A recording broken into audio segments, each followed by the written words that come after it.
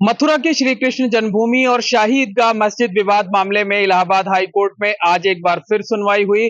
आज की सुनवाई में मुस्लिम पक्ष की तरफ से एमिकस क्यूरी की नियुक्ति पर सवाल उठाए गए, उनकी नियुक्ति रद्द किए जाने की मांग की गई। बहरहाल आज कोर्ट में क्या कुछ हुआ, कोर्ट ने क्या कुछ ऑर्डर किया, उस पर हमारे साथ बात करने के लिए हिंदू पक्षकार आशुतोष पांडे जी महाराज हैं। इसके साथ साथ इनके काउंसिल हैं राजेश जी हैं, दूसरे काउंसिल हैं, बात कर लेते हैं। सबसे पहले राजेश जी आपसे समझना चाहेंगे आज कोर्ट में क्या कुछ हुआ।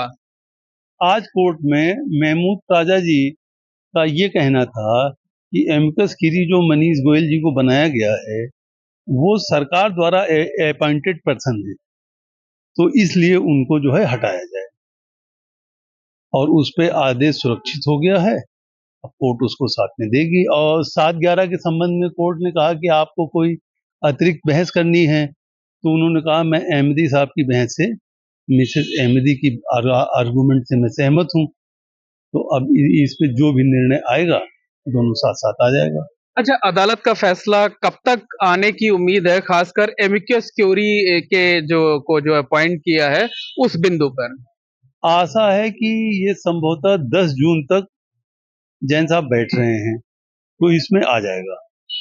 मतलब लेकिन जो जजमेंट आएगा वो सिर्फ एमिकस क्यूरी के अपॉइंटमेंट पर दोनों है। साथ साथ आएगा, दोनों साथ ही 7/11 का उसका साथ साथ आएगा, साथ साथ ही आएगा। साथ साथ आएगा। उम्मीद की जाती है 10 तक ये निर्णय आ जाएगा। अच्छा, हमारे साथ आपका नाम क्या है?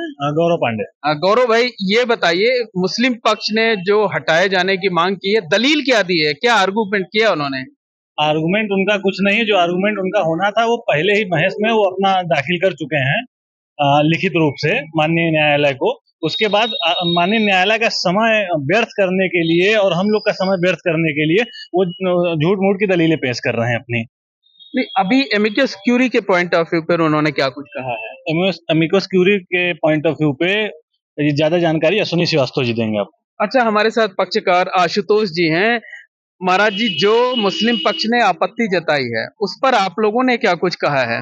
उन्होंने माननीय न्यायालय में कहा है कि ये ना तो वादीगणों का कोई मतलब होना चाहिए और ना प्रतिवादी का इससे कोई लेना देना होना चाहिए। न्याय मित्र का विषय है, माननीय न्यायालय का अपना अधिकार है कि वह किसको नियुक्त करे, क्योंकि न्याय मित्र का कार्य होता है कि न्यायालय को बताए कि इस वाद में क्या कानून लागू होना चाहिए, क्या नहीं होना चाहिए, क्या गलती है, थोड़ा सा दोनों पक्षों की तरफ से वो माननीय न्यायालय को बताएंगे।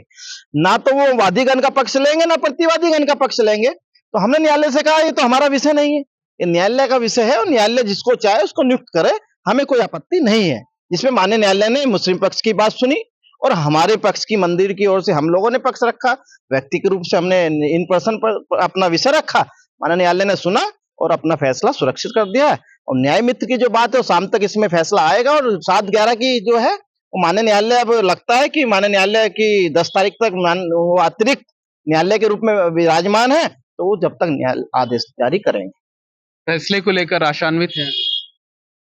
हम 7/11 को लेकर पूरा का पूरा वो है कि 7/11 में जो उन्होंने का कानून हमारे मंदिर के ऊपर लगाए हैं वह हमारे पे एक भी लागू नहीं होता है। हम 7/11 पर पूरी अपनी हर तरह से बात कहते हैं कि हम कहीं भी कमजोर नहीं है। ये 1947 का विषय है, उस समय मंदिर की संपत्ति मंदिर के नाम थी। आज का विषय है तो आज भी संपत्ति मंदिर के नाम है, तो कैसे 1991 का कानून लागू हो रहा है? दूसरी बात, ये नाबालिग भगवान है, ये न्याय मित्र है। सुप्रीम कोर्ट ने भी माना है कि न्याय मित्र है, तो इनके संरक्षक कौन हुए? जिला न्यायाधीश हुए। क्या उनकी अनुमति ली? क्या उन फैसलेनामे पर उनके साइन है? तो यह लागू ही नहीं होता है। तो हमने बहुत सारी परिसीमा की बात आती है, परिसीमा हमारे पे इसलिए लागू नहीं होता है क्योंकि नाबालिग का विषय है।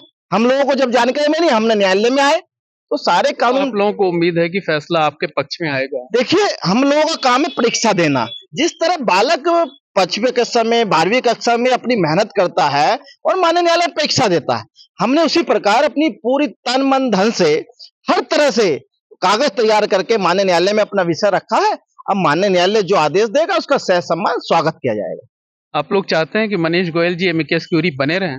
ये हम कहते हैं कि माननीय न्यायालय का विवेक है। माननीय न्यायालय ने नियुक्ति किया तो कुछ सोच समझ के और अधिकार से किया होगा।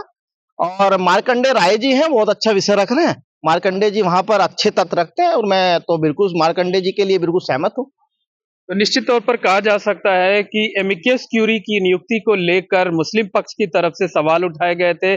कोर्ट में दलील ये दी गई कि Manish Goyal additional advocate general हैं, सरकार द्वारा अपॉइंट हैं, इसलिए उनकी नियुक्ति ना की जाए, उनकी जगह किसी दूसरे की नियुक्ति की जाए। बहरहाल इस मामले में अदालत ने अपना जजमेंट रिजर्व कर लिया है। अदालत का फैसला क्या कुछ आता है, इसके लिए इंतजार करना होगा।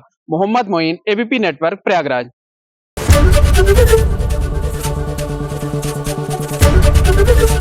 एबीपी गंगा, खबर आपकी, जुबान आपकी।